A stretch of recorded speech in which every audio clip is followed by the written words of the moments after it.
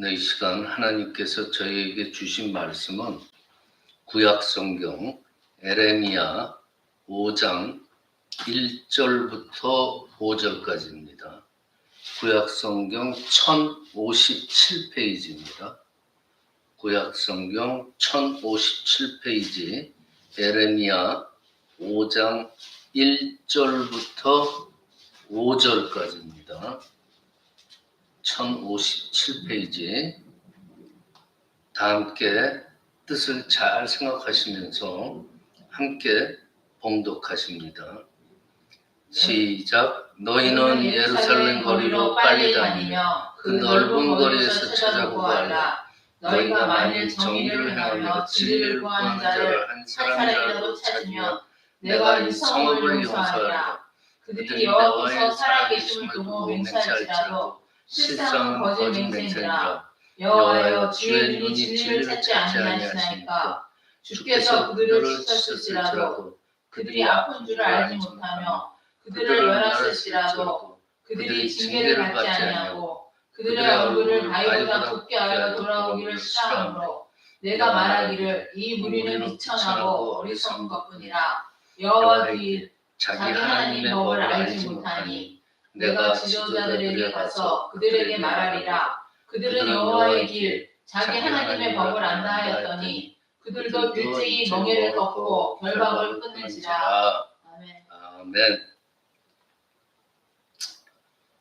오늘 말씀의 제목은 하나님의 사람입니다. 즉 하나님이 기뻐하시고 찾으시는 하나님 사람들.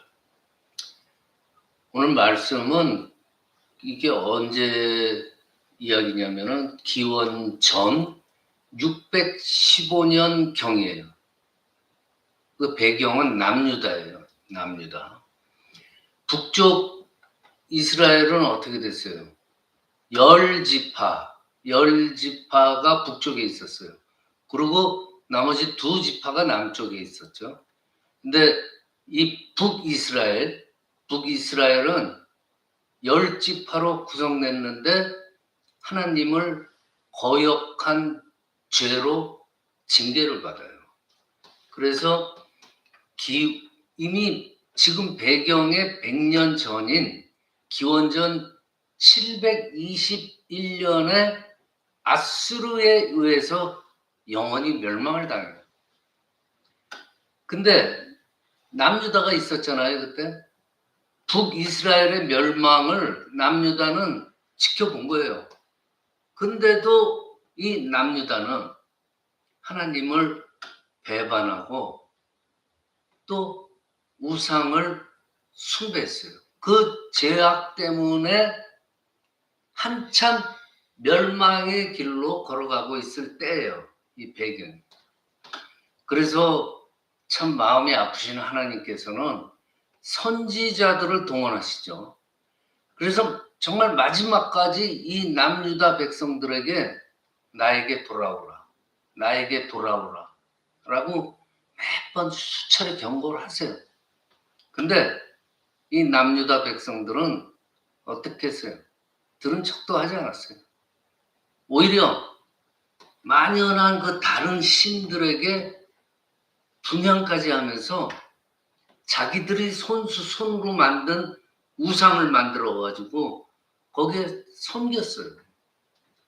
하나님을 배반한 거죠.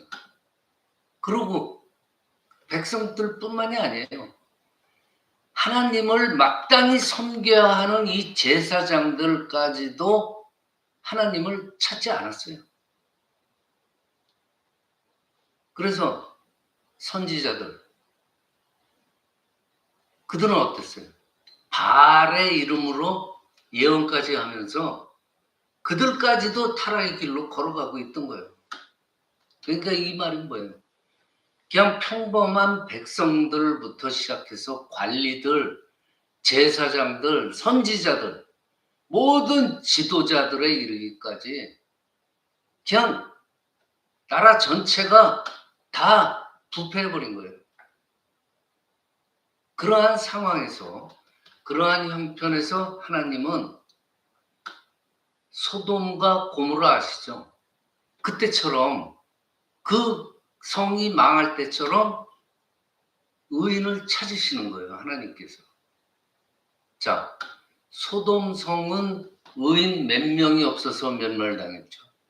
10명이 없어서 멸망을 당했어요. 그런데 이 남유다는요, 지금 의인 한 명이 없어서 지금 망하게 생긴 거예요. 하나님께서는 예루살렘 성 안에서 공의를 구하며 진리를 구하는 사람 한 사람만이라도 빨리 찾으라라고 말해요. 그리고 뭐라고 그래요? 만일 한 사람이라도 찾으면은 뭐라고 그래요? 너희들의 죄악을 용서해 주겠다 그래요. 한 사람. 이게 무슨 뜻이에요? 그만큼 이 남유다가요, 아주 철저하게 부패하고 온 나라가 죄악에 빠졌다는 얘기예요. 그래서 하나님께서 뭘 하시는 거예요? 구인 광고를 하시는 거예요. 본문 1절에서 보면은요, 너희는 예루살렘 거리로 빨리 다니며 그 넓은 거리에서 찾아보고 알라.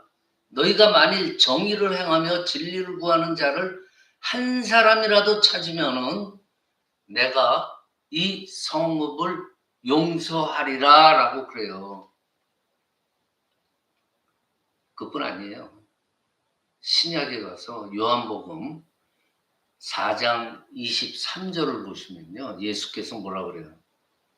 아버지께 참되게 예배하는 자들은 영과 진리로 예배할 때가 오나니 곧 이때라. 아버지께서는 자기에게 이렇게 예배하는 자들을 찾으시느니라 그래요. 그러면서 또 시편 14장 2절에서는요, 여호와께서 하늘에서 인생을 굽어 살피사 지각이 있어서 하나님을 찾는 자가 있는가 보려 하는즉, 하나님을 찾는 자가 있는가 찾으신다 그래요. 자, 하나님께서는요, 뜻을 이루시려고 그 마음에 합당한 사람들을 찾고 계시는 거예요. 그 시대나 지금이나. 그래서 지금 이 시대에 내가 살고 있지만은 정말 내가 하나님께서 찾으시는 그 한 사람, 그 사람이 된다는 것은 정말 영광이고 정말 중요한 거예요. 하나님께서 찾으시는 사람이 내가 된다는 거. 그렇다면은 만일 내가 하나님께서 찾으시는 사람이 되려면은 어떻게 해야 되느냐? 그러려면 뭐 이치는 간단하잖아요. 도대체 하나님이 원하시는 것이 무엇인가? 하나님의 뜻을 알아야 될 거 아니에요. 오늘 본문 4절에 이렇게 말씀하십니다. 내가 말하기를 이 무리는 비천하고 어리석은 것뿐이라 여호와의 길, 자기 하나님의 법을 알지 못하니 그래요. 자, 하나님의 경고를 들은 에레미야 선지자, 그 경고를 듣고 에레미야 선지자는 자기 나라를, 현실을 쫙 둘러봐요. 근데 현실이 어때요? 참담하게도 하나님께 관심을 가진 사람, 하나님의 뜻을 아는 사람이 없었어요. 이 에레미야가 생각하기에 멸망이 정말 눈앞에 다가왔는데 그 멸망의 징벌을 피할 길이 없는 거예요. 한 사람도 없으니까. 그래서 에레미야 선지자는 밤낮을 눈물을 흘려서 기도를 하면서 통곡했어요. 그래서 에레미야 선지자의 별명이 뭐예요? 눈물의 선지자. 눈물의 선지자예요. 여러분들 에스겔 아시죠?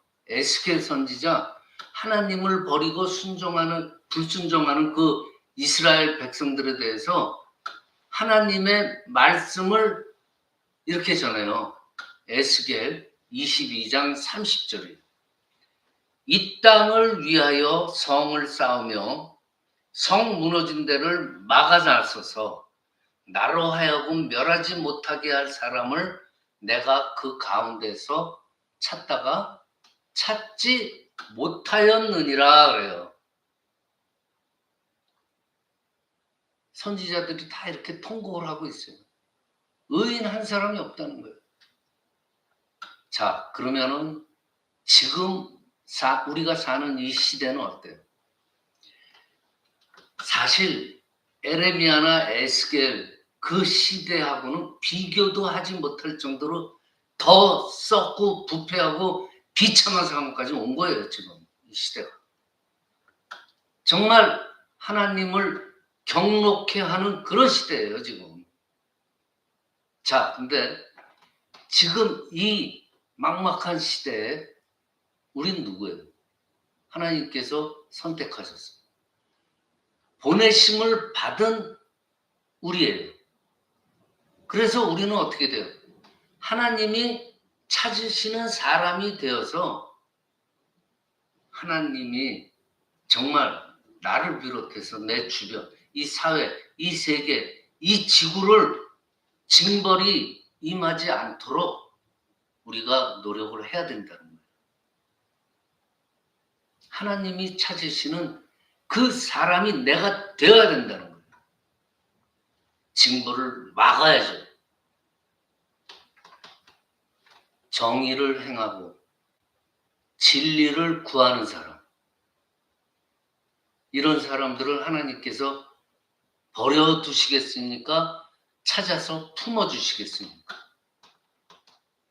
하나님께서는 당신의 마음에 맞는 사람을 찾아서 뭘 주셔요? 능력을 주시는 거예요, 그분한테. 그리고 뭘 하세요? 세상을 바꾸는 일을 맡기려고 하고 있어요. 지금도. 그 시대나 지금이나. 자, 이처럼 이 시대를 위한 하나님의 사람이 되려면은 가장 먼저 우리가 가져야 할 태도가 있어요.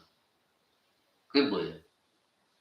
하나님의 뜻을 알도록 우리가 하나님께 관심을 두는 거예요.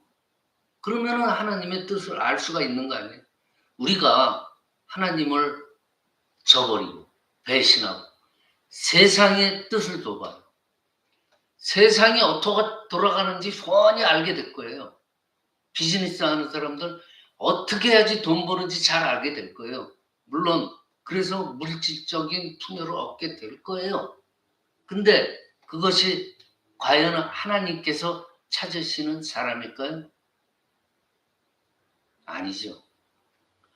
시편을 인용한 로마서가 있어요. 3장 10절하고 12절까지 하나님이 탄식을 해요.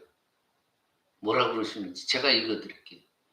기록된 바 의인은 없나니 하나도 없으며 깨닫는 자도 없고 하나님을 찾는 자도 없고 다 치우쳐 함께 무익하게 되니 선을 행하는 자는 없나니 하나도 없도다.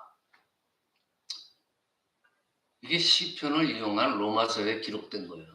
하나님의 탄식이에요. 없나니 하나도 없도다. 하나님께서 진실로 정말 마음이 아프셔서 탄식하는 그런 말씀이에요. 그래서 역대하 16장 9절 보시면요.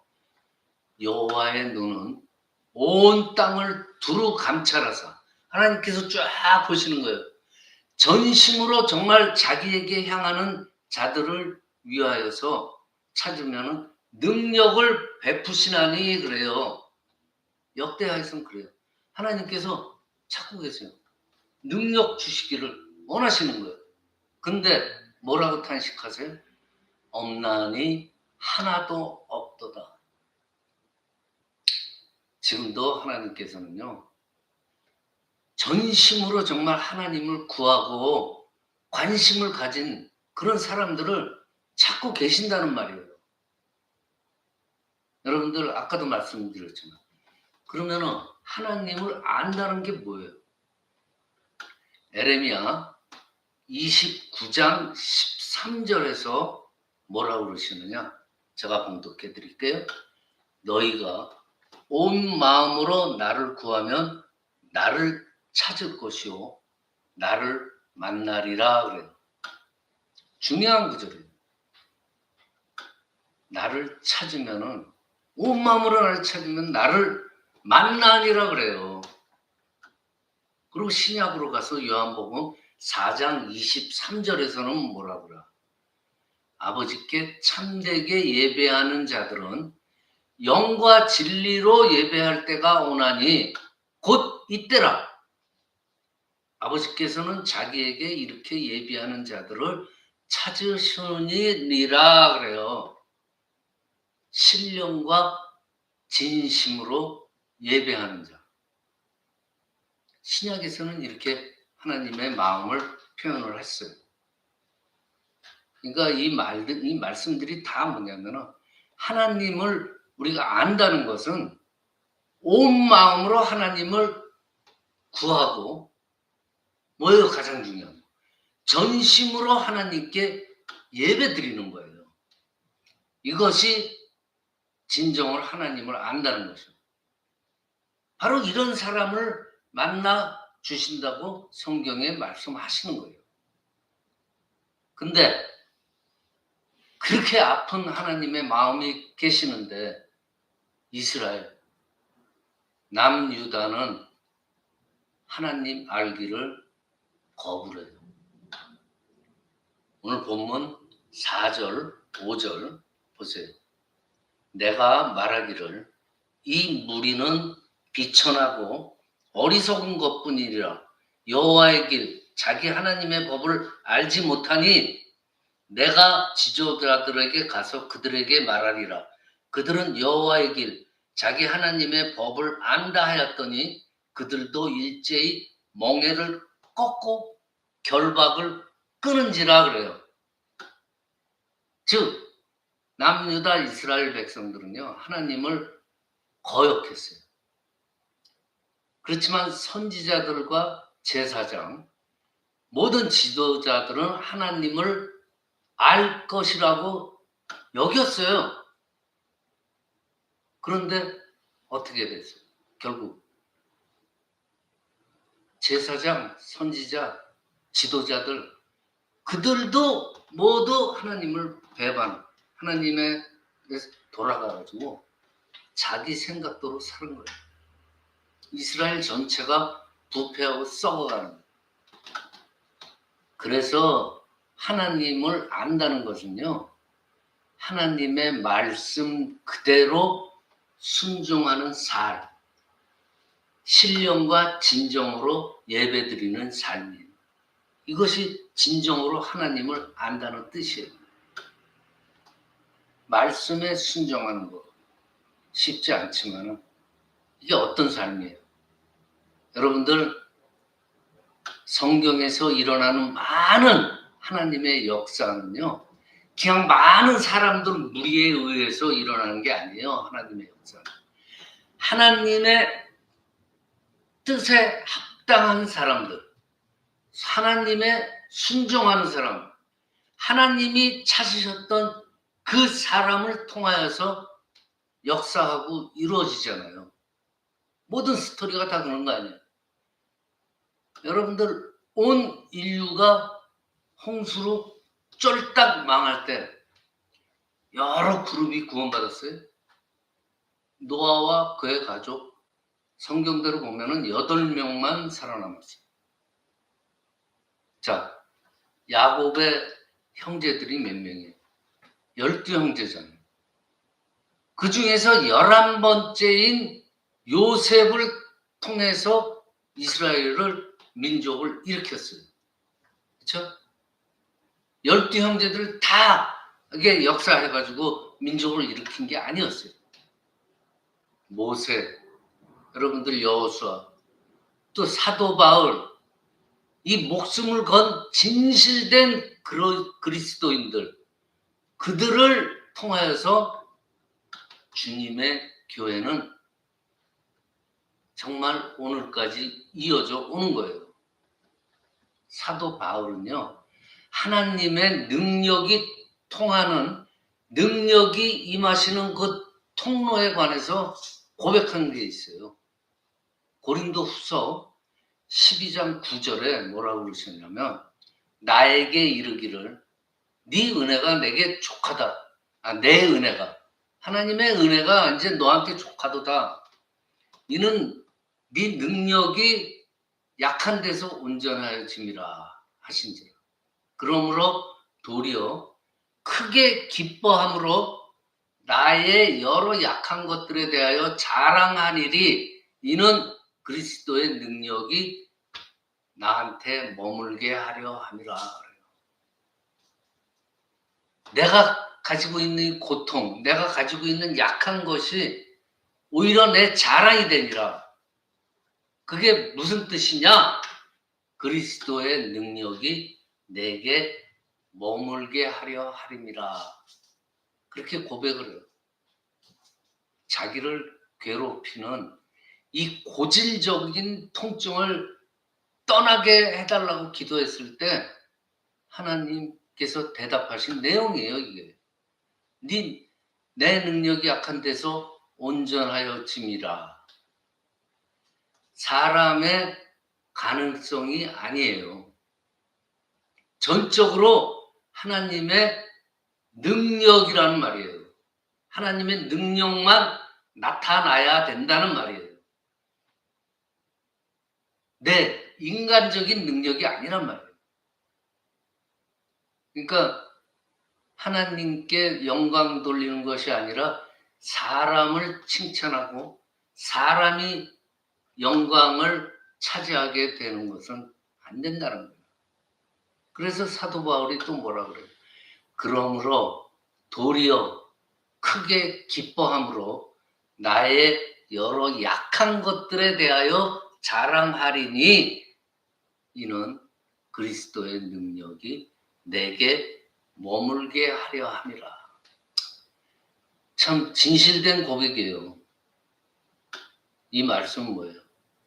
하나님의 능력, 내 능력이 아니라 하나님의 능력이 임하는 통로가 바로 하나님께 온전히 순종하고 따르는 그런 삶이라는 거예요. 그게 하나님의 능력이 임하는 통로가 된다는 거예요.